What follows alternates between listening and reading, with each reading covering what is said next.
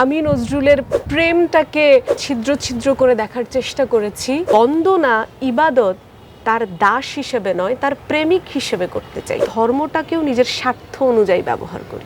বিদ্রোহী রণক্লান্ত আমি সেই দিন হব শান্ত, যবে উৎপীড়িতের ক্রন্দণ্ডল আকাশে বাতাসে ধ্বনিবে না, অত্যাচারীর খড়গ কৃপান ভীম রণভূমি রণিবে না। দর্শক, আজকে নজরুলের ১২৭তম জন্মজয়ন্তী। তার এই জন্মজয়ন্তী নজরুল বিষয়ে নানান গল্প করবার জন্য আমরা এসেছি শিক্ষক শারমিন সুলতানার কাছে, যিনি নজরুল বিষয়ে গবেষণা করছেন, বর্তমান প্রজন্মকে পড়াচ্ছেন এবং তার এই বিষয়ে অনেক লেখনী আছে। দর্শক, চলুন পরিচিত হই শারমিন সুলতানার সাথে। ভিডিও বাংলায় আপনাকে স্বাগত। কেমন আছেন? ভালো আছি, আপনি ভালো আছেন? জি, ভালো আছি। আজকে নজরুলের ১২৭তম জন্মজয়ন্তী এবং আপনি এটাও জানেন যে এই বছরটা কে ঘোষণা করেছে যে নজরুল বর্ষ হিসেবে সরকার ঘোষণা করেছে। এটা একটা খুব ভালো দিক। ছোট্ট করে একটু জানতে চাইবো যে নজরুল আপনার জীবনে কিভাবে ধরা দেয়? অসংখ্য ধন্যবাদ আপনাকে। প্রথমত নজরুলকে যারা পড়েন, যারা পড়ান, যারা নজরুলকে শোনেন, ভাবেন, চেতনায় ধারণ করেন, সকলকে শুভেচ্ছা। নজরুল আমার জীবনে প্রথমত এসেছিল একজন ব্যক্তি হিসেবে, যাকে আমি শিক্ষার্থী হিসেবে পড়েছি। আমি নজরুলের দ্রোহের ভাঁজে ভাঁজে খুঁজে দেখেছি দ্রোহটা আসলে কি বলছে। আমি নজরুলের ধর্ম বিশ্বাসে উকিঝুঁকি মেরে দেখেছি তার ঈশ্বর আসলে কীরকম। আমি নজরুলের প্রেমটাকে ছিদ্র ছিদ্র করে দেখার চেষ্টা করেছি, তার গতিটা কোন বাঁকে বাঁকে আসলে সামনের দিকে যায়। আমি নজরুলের সাম্যবাদী চেতনাটাকে কেটে ছিঁড়ে বলবো না, পরতে পরতে দেখেছি যে তিনি আসলে কার জন্য সাম্য চেয়েছেন।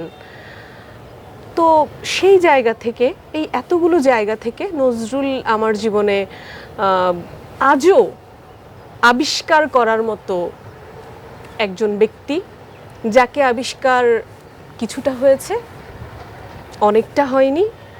তিনি আসলে অনেকটা আবিষ্কৃত, অনেকটা অনাবিষ্কৃত, যাকে এখনও পড়ছি, পড়াচ্ছি এবং যাকে নিয়ে এখনও গবেষণা করছি। ধন্যবাদ, চমৎকার। আমরা এখন নজরুলের, আপনি একটা সাম্যের কথা বললেন, সব কিছু মিলিয়ে নজরুল আপনি যেহেতু পড়াচ্ছেন, বর্তমান প্রজন্মকে পড়াচ্ছেন এবং নজরুল নিয়ে যে এত চর্চা হচ্ছে, কিন্তু আপনি একটা জিনিস দেখবেন যে কিছুদিন আগে রামিসাকে নিয়ে একটা ঘটনা ঘটে গেল যেই সমাজে। তাহলে এই সমাজে নজরুলের চর্চাই বলি, রবীন্দ্রনাথের চর্চা কতটুকু কাজে লাগছে, আমরা কতটুকু নিতে পারছি? দেখুন, চর্চার যে বিষয়টি, সেটি তো আসলে শিক্ষা প্রতিষ্ঠান ছাড়া প্রাতিষ্ঠানিকভাবে আর কোনো চর্চা আসলে হয় না। হ্যাঁ, কিছু প্রতিষ্ঠান ব্যক্তিগত উদ্যোগ থেকে নজরুল, রবীন্দ্রনাথ নিয়ে গবেষণা করছেন, তাদের কাজ নিয়ে আলোচনা করছেন, পর্যালোচনা করছেন। কিছু ব্যক্তি শিক্ষকতার জায়গা থেকে, সাংবাদিকতার জায়গা থেকে বা ব্যক্তিগত আগ্রহের জায়গা থেকে নজরুলকে নিয়ে, রবীন্দ্রনাথ নিয়ে বা অন্যান্য যারা লেখক সুধীজন আছেন, বুদ্ধিজীবী আছেন, তাদেরকে নিয়ে কাজ করছেন। কিন্তু তারা কিন্তু গণমানুষের অংশ নয়। আপনি যেই চাঞ্চল্যকর হত্যাকাণ্ডটির কথা বললেন, রামিসা, এইটা তো কোনো সুধীজন দ্বারা সংগঠিত হয়নি। এইটা কেন? যেই ধরনের অসহনীয় ঘটনাগুলো ঘটছে, সেগুলো তো সমাজের এই পর্যায়ের মানুষগুলোকে নিয়ে হয়নি, এই পর্যায়ের মানুষগুলো দ্বারা হয়নি। আমি বলছি না যে সমাজের উচ্চ পর্যায়ে আমরা যারা নামধারী মানুষ আছি তারা খুব বেশি সাধু, এটি বলছি না। কিন্তু মাস পিপল বা গণমানুষ যারা, তারা তো এই মানুষগুলোকে নিয়ে চর্চা করছে না। তাদের জন্য, তাদের কাছে সামগ্রিকভাবে এই গুণী মানুষগুলোকে পৌঁছে দেওয়ার উদ্যোগটি নিতে হবে। রাশাদ, আমি একটা কথা আগে বলতাম, এখনও বলি, humanity needs to be produced. মানবিকতাকে জন্ম দিতে হয়। আমরা যদি প্রত্যাশা করি যে এটা প্রত্যেকটা মানুষের জীবনেই থাকবে, এটা ভুল। প্রত্যেকটা মানুষ তার জন্মের পর থেকে তার পরিবেশ, তার প্রতিবেশ, তার পারিপার্শ্বিক অবস্থান অনুযায়ী সে বস্তুকে দেখে, চিন্তা করে, বিবেচনা করে। যেমন আমরা দেখছি যে একটা বোমা হামলা হয়ে গেল, 200 টাকার বিনিময়ে একজনকে গুলি করে দিল, একটা বাসে বোমা দিয়ে দিল। আমরা প্রশ্ন করি কি করে পারলো সে? কিন্তু কথা হচ্ছে এই কাজটি কে করছে? আমরা কি তার জীবনের যেই বাস্তব প্রেক্ষাপট সেটিকে খুঁজে দেখছি? সে হয়তো 5 টাকার জন্য মানুষের পায়ে পায়ে ধরে ধরে বড় হয়েছে, তার কাছে কোনো মানবতা এসে ধরা দেয়নি। সেই ক্ষেত্রে ওই 200 টাকা তার কাছে অনেক বড়, একটা মানুষের জীবনের চেয়ে, অনেকগুলো মানুষের জীবনের চেয়ে অনেক বড়। আমি বলতে চাইছি যে গণমানুষের কাছে এই জিনিসগুলোকে সমানভাবে পৌঁছে দিয়ে কি করে আমরা আমাদের গণমানুষের সামগ্রিক চেতনাটাকে একটি শুদ্ধ পথে এগিয়ে নিয়ে যাব, সেটার পরিকল্পনা তো কম। আপনি একটা কথা বলছিলেন, ধর্ম নিয়ে কথা বলছিলেন। ধর্মের ব্যবহারটা যদি দেখি, যে নজরুলের জীবনে কিন্তু ধর্মটা একটু অন্যরকমভাবে ধরা দিয়েছে। তিনি একদিকে শ্যামার সঙ্গে যখন গাচ্ছেন খুব ভালো করছে, আবার অন্যদিকে বলছে যে মসজিদের পাশে আমার কবর দিও ভাই। ইসলাম ধর্মটাকে সুমহান মর্যাদার দিকে নিয়ে যাচ্ছেন। অর্থাৎ ধর্মকে কিন্তু কখনো তিনি কুক্ষিগত করে রাখেননি, বরঞ্চ সেটাকে আরও উচ্চ মর্যাদায় নিয়ে গিয়েছে। সেই জায়গায় বলবো যে নজরুল ধর্ম আপনার কাছে কী রূপে ধরা দেয়? ধন্যবাদ। এই বিষয়টি আজকে থেকে 10 বছর আগে আমার কাছে, আমার মাথায়ও ঠিক এভাবেই কড়া নেড়েছিল যে আসলে বিষয়টা কি। হ্যাঁ, আমি এটা নিয়ে পড়াশোনা করার চেষ্টা করেছি। আমি বলছি না যে আমি অনেক বেশি পেরেছি, তারপরেও আমি চেষ্টা করেছি। প্রথমত আমার নজরুল ভাবনাও এবং অন্যান্য প্রসঙ্গ গ্রন্থটাতে আমি এই বিষয়টি নিয়ে আসার চেষ্টা করেছি। সময় যাওয়ার পরপর বুঝতে পেরেছি যে এই ধরনের গুরুত্বপূর্ণ বিষয় নিয়ে আরও পড়াশোনার প্রয়োজন আছে, গবেষণার প্রয়োজন আছে। সেই জায়গা থেকে আমি কিছুদিন আগেই নজরুলের ধর্ম চেতনা নিয়েই একটি গবেষণা প্রবন্ধ কাজ শুরু করেছি, অনেকটা শেষও হয়েছে। নজরুলের ধর্মবোধটা আসলে কি? কারণ খুব বিতর্কিত একটি বিষয়, বা অনেকের জিজ্ঞাসা আছে এই বিষয়ে যে একদিক থেকে শ্যামা সঙ্গীত লিখছেন, আরেক দিক থেকে বলছেন মসজিদেরই পাশে আমায় কবর দিও ভাই। তিনি নিজেকে মুসলিম দাবি করছেন, তার স্ত্রী হিন্দু, তার ছেলেদের নামের ক্ষেত্রেও তিনি দুটো ধর্মেরই মিশ্রণ রেখেছেন। এগুলো জিজ্ঞাসা তৈরি করে। অর্থাৎ হিন্দু, আমি একটু ইন্টারাপ্ট করছি, হিন্দু মুসলিমকে যে এক সুতোয় গাঁথা, সেটা তার পরিবার থেকে তিনি নিজেই শুরু করেছেন। আমি গবেষণা করে যেটি পেয়েছি, কারণ কিছু প্রশ্নের উত্তর রাশাদ নিজের অনুভূতি থেকে দিলে হয় না। জি, কিছু প্রশ্নের উত্তর আমরা যারা শিক্ষকতার সাথে আছি বা গবেষণা করার চেষ্টা করছি, শিখছি একটু একটু, তারা এখন আবেগ থেকে একটু বাইরে এসেছি। কারণ সব কিছু আবেগ দিয়ে ব্যাখ্যা করা চলে না। আমি গবেষণা করার ক্ষেত্রে যেটি দেখেছি, নজরুলের যেই ধর্মচেতনা, সেখানে এই পুরো সমগ্র বিশ্বটাই একটি পরিবার, এবং এখানে একজন কর্তা আছেন। বাহ্যিকভাবে স্বীকৃতভাবে তিনি নিজেকে মুসলিম দাবি করেছেন, এইটিতে কোনো সন্দেহ নেই। এটি আমার পড়াশোনার জায়গা থেকে আমি উইথ রেফারেন্স বলতে পারি, তিনি মুসলিম দাবি করছেন। কিন্তু তার পাশাপাশি তিনি মনে করছেন যে অন্যান্য যেই ধর্মগুলো আছে সেগুলো আল্লাহরই এক একটা নাম থেকে আসলে অন্যান্য শাখা প্রশাখা দিয়ে চলছে। তিনি সরাসরি কোনো ধর্মকে আক্রমণও করেননি, যেটি আসলে ইসলাম ধর্মের শিক্ষার মধ্যেও পড়ে না, যে সরাসরি কোনো ধর্মকে অপমান করা, অসম্মান করা। ইসলাম শান্তির ধর্ম, সেখানে যুক্তি সম্মানকেই সবচেয়ে বড় করে দেখা হয়। সেই জায়গা থেকে নজরুল, ওই যে বললাম, তিনি যেই আল্লাহর কথা বলছেন, সেই আল্লাহ আসলে মুসলমানদের একার আল্লাহ না, তিনি আসলে সমগ্র বিশ্বের আল্লাহ। পুরো সমগ্র জাতিসত্তা, পুরো পৃথিবীবাসী একটি পরিবার। সেই পরিবারের মালিক বা রক্ষাকর্তা, পালনকর্তা আল্লাহ, এবং অন্যান্য যেই ধর্মগুলো আছে সেই ধর্মগুলো সেই একটি প্রধান ধর্মেরই বিভিন্ন অংশ বলতে বিভিন্ন ধর্মের মানুষ যেভাবে মনে করে।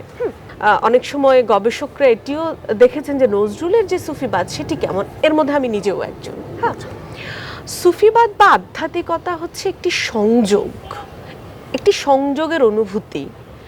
সেই সংযোগটি কার সাথে? জীবাত্মার সাথে, পরমাত্মার, সৃষ্টির সাথে তার স্রষ্টা। হ্যাঁ, প্রথমত আমি জীবাত্মা পরমাত্মা কথাটি বলেছি, এটি নিয়ে অনেকের সমস্যা হতে পারে। আমি খুব সহজেই কোনো শব্দকে হিন্দুয়ানি বলতে চাই না। যেমন খুব অনেকেই বলে থাকেন পয়লা বৈশাখ হচ্ছে হিন্দুদের, অথচ এটির প্রবর্তনই করেছেন একজন মুসলমান শাসক সম্রাট আকবর। আমি কেন আমার জিনিসকে আমি অন্যকে এত সহজে দিয়ে দেব? কিংবা আমরা জল বলবো নাকি পানি বলবো সেটা নিয়েও তো একটা কোনোটার উপরে কিন্তু কেউ রেজিস্ট্রেশন করে দেয়নি। জি, ঠিক আছে। এখন কারণ আপনি দেখবেন যে অনেক হিন্দু কিন্তু বলেছে হায় আল্লাহ, অহরহ বলছে। আমি কিন্তু বলছি না, আমি কিন্তু তার কোনো দেবতার নাম বলছি না। সে কিন্তু সালাম দিছে, আসসালামু আলাইকুম, হায় আল্লাহ, আলহামদুলিল্লাহ, সেগুলো বলছে। তো তখন কিন্তু মুসলমান হিসেবে আমি এটিকে গ্রহণ করছি। সেজন্য আমি বলবো যে শব্দগুলোর মালিকানা আমি কাউকে বিনা বিচারে দিয়ে দেওয়ার পক্ষপাতী না। সেই জায়গা থেকে বলছি, সৃষ্টি সর্বদাই স্রষ্টার প্রতি একটি টান অনুভব করবে। নজরুল বিষয়টিকে কিভাবে দেখেছেন? নজরুল বলেছেন যে আমি স্রষ্টার বন্দনা, ইবাদত তার দাস হিসেবে নয়, তার প্রেমিক হিসেবে করতে চাই। কারণ দাসের একটা বাধ্যবাধকতা থাকে, প্রেমিক যেটা করে সেটা অসামান্য ভালোবাসা থেকে করে, কোনো ভয় থেকে না, কিংবা কোনো পুরস্কারের লোভ থেকে না, সেটা মন থেকে। আমি তোমাকে ভালোবাসি, আমি তোমার ইবাদত করছি, আমি তোমার বন্দনা করছি, আমি তোমার সেবা করছি। এরপরে আরেকটি বিষয় আমি বলতে চাই, নজরুলের সংযোগটা নজরুল কি করে সৃষ্টিকর্তার সাথে, আল্লাহর সাথে করেছেন। সুফিবাদে কয়েকটি বিষয়কে প্রধান করা হয়, তার ভিতরে একটি হচ্ছে সুফিবাদে বলা হচ্ছে একজন মানুষ যখন নিজেকে সম্পূর্ণ নিরহংকার মনে করতে পারবেন, কোনো ধরনের পার্থিব বিষয়ের প্রতি তার আকর্ষণ থাকবে না, এবং তিনি পার্থিব কারো কাছে কোনো কিছু চাইবেন না, যা কিছু চাইবেন সেই মহান সৃষ্টিকর্তার কাছে, তখন সে ইগোলেস বিং হিসেবে সৃষ্টিকর্তার কাছাকাছি পৌঁছে যাবে। আপনি যেহেতু আপনি পড়াচ্ছেন, আপনার কাছে যতই কথা বলবো ততই চমকপ্রদ তথ্য বের হয়ে আসবে। যেহেতু তরুণ প্রজন্মকে আপনি পড়াচ্ছেন অনেক দিন ধরে, আমরা জানি যে আপনি ভাষা নিয়ে কাজ করছেন, ভাষা ইনস্টিটিউটে অন্য ভিন দেশিদেরকে আপনি বাংলা ভাষাটা শেখাচ্ছেন, এটা খুব একটা গর্বের বিষয়। আমি বলবো যে এখন তরুণ প্রজন্মের মধ্যে নজরুল চেতনা কতখানি আপনি দেখতে পাচ্ছেন? আচ্ছা, এই বিষয়ে একটি কথা বলতে চাই যে আমরা না কোনো বিষয়কে পুরোপুরি নেই না, আমরা কেটে কেটে কেটে কেটে ঠিক যেইটুকু অংশ আমাদের কাজে লাগবে সেইটুকুই নেই। এবং আমার দুঃসাহস হয়ে যাবে বলাটা, তারপরেও আমি বলছি, আমি যা কিছু বলি অত্যন্ত রিস্ক নিয়েই বলি, কারণ আমি প্রস্তুত। আমরা এমনকি আমাদের ধর্মটাকেও নিজের স্বার্থ অনুযায়ী ব্যবহার করি। নজরুলকে আমি সেখানে নিচ্ছি যেখানে আমার বর্তমান মানসিক অবস্থার সাথে, বর্তমান চাওয়াটির সাথে, বর্তমান প্রেক্ষাপটের সাথে নজরুলের ঠিক যেই অংশটুকু যাচ্ছে সেইটুকুই আমি নিয়ে পরে বইটা উল্টে আমি রেখে দিচ্ছি। নজরুলের এই উত্তেজনাটুকুই নেওয়া হয়, তাও সাময়িক সময়ের জন্য, ঠিক আছে, কিন্তু তার যে শান্ত অনেকগুলো দিক আছে সেটি নেওয়া হয় না। হ্যাঁ, নজরুল বলেছেন যে আমি সেই দিন শান্ত হব যেদিন উৎপীড়িতের ক্রন্দনরোল আকাশে বাতাসে ধ্বনিবে না। তো আমরা অশান্ত হওয়ার জন্য একটা নির্দিষ্ট সময় এবং নির্দিষ্ট ক্ষেত্রকে বেছে নেই, তারপর সেটা হয়ে গেলে আমরা মনে করি যে চ্যাপ্টার ক্লোজ, আমাদের আর কিছু করার নেই। কিন্তু আমরা নজরুলকে পুরোটা নেই না। উত্তরণের উপায় হচ্ছে, আসলে অনেকগুলো বিষয় নিয়ে কিন্তু আমাদের সামষ্টিক জীবন জর্জরিত। তো আমি একটি বিষয় নিব নজরুলকে, অন্য বিষয় নেব না। এবং তারপর যদি আমি ভাবি যে আমি কেন সফল না, আমরা কেন সফল না, এই ভূমিতে এমন অসংখ্য গুণী মানুষ জন্মগ্রহণ করেছেন, যার ভিতরে নজরুল একজন, যিনি বলেছেন যে তুমি কাকে কলঙ্কিনী বলছো, সে তো একা কলঙ্কিনী হয়নি। জি, তুমি পাপটাকে অপছন্দ করো, পাপীকে না, কারণ আপনি যদি আমাদের ইসলাম ধর্মকেও দেখুন, কাউকে পাপী বলে ভৎসনা করার অধিকার আপনার নেই, শাস্তি দেওয়ার মালিক কিন্তু উপরে বসে আছেন, তিনি দিবেন। তো খুশি না এই জন্যে, এবং আমি বলতে পারি অনেকগুলো সমস্যার সমাধান আমাদের হয়নি চর্চা করার পরেও, কারণ আমরা কিছু কিছু অংশ নেই, আমরা সামগ্রিক নেই না। এবং সেই কিছু কিছু অংশের ভেতরেও আমাদের যেটা সুবিধা হবে, আমাদের বলতে আমি বলতে চাইছি নেতৃত্বস্থানীয় কর্তৃত্বস্থানীয় মানুষগুলোর পক্ষে যেটা যাচ্ছে বা যেই সিচুয়েশনে যেটা দরকার। এখন এটা কেমন লাগবে যে আমি এক প্রসঙ্গে নিলাম, আরেক প্রসঙ্গে নিলাম না, আরেক প্রসঙ্গে আমি হয়তো ওই জিনিসটি আরোপ করছি যেটি সম্পর্কে নজরুল বিরোধিতা করেছেন। তাহলে নিতে যদি হয় আমি আসলে পুরোটা নিই। যেই দেশে লালন আছে, যেই দেশে রবীন্দ্রনাথ আছেন, যেই দেশে নজরুল আছেন, সেই দেশে কেন এত অত্যাচার অনাচার হবে? আপনি আশার বাণী একটু শুনতে চাচ্ছি যে কবে আমরা সেই আশার নজরুলের, রবীন্দ্রনাথের কিংবা লালনের সেই বাণীগুলো সত্যিকার অর্থে প্রতিষ্ঠা পাবো? দেখুন, লালন বলুন, রবীন্দ্রনাথ বলুন, নজরুল বলুন, ইনারা প্রত্যেককেই উচ্চ অভিলাষের বিপরীতে নিজেরাও অবস্থান করেছেন এবং উচ্চ অভিলাষের বাইরে থাকতে সকলকে বলেছেন। কিন্তু আমাদের বর্তমান যেই পরিস্থিতি, বা আমি বর্তমানেই কেন বলবো, বিগত অনেক দশক থেকে আমাদের যেটা হচ্ছে যে আমরা কিছু ক্ষেত্রে ব্যক্তিবিশেষকে, কিছু ক্ষেত্রে কোনো সামাজিক নিয়মকে, কিছু ক্ষেত্রে কোনো রাষ্ট্রীয় পলিসিকে অতিরিক্ত প্রাধান্য দিচ্ছি। আচ্ছা, প্রাধান্য দেওয়ার যে একটা অসমতা, এই অসমতাই কিন্তু আমাদেরকে নেতিবাচক দিকে নিচ্ছে। সকল পেশাজীবীদের কাছে আমরা যদি রাষ্ট্রীয়ভাবে, সামাজিকভাবে, প্রাতিষ্ঠানিকভাবে কিছু জিনিস নিয়ে যেতে পারি, কিছু উদ্যোগ গ্রহণ করি, তাহলে তারা নিজেদেরকে ইম্পর্টেন্ট ভাববে, তারা তাদের মত দেবে, তারা তাদের চিন্তার জায়গাটি সামনে ভাগ করে নিবে এবং আমরাও তাদের দিকে হাতটি বাড়িয়ে দিব, তাদেরকে প্রাধান্য দেব, তাদের উপর প্রায়োরিটি দিয়ে তাদেরকে অন্যকে রক্ষা করার দায়িত্বটি দিয়ে দিব। সাথে কথা বলে খুব উপকৃত হলাম। আমরা অনুষ্ঠানের একেবারে শেষ প্রান্তে ছোট্ট করে জানতে চাবো, যেহেতু বর্ষবরণ, নজরুল বর্ষবরণ চলছে, নজরুলের উদ্দেশ্যে যদি কিছু বলবার থাকে আপনার।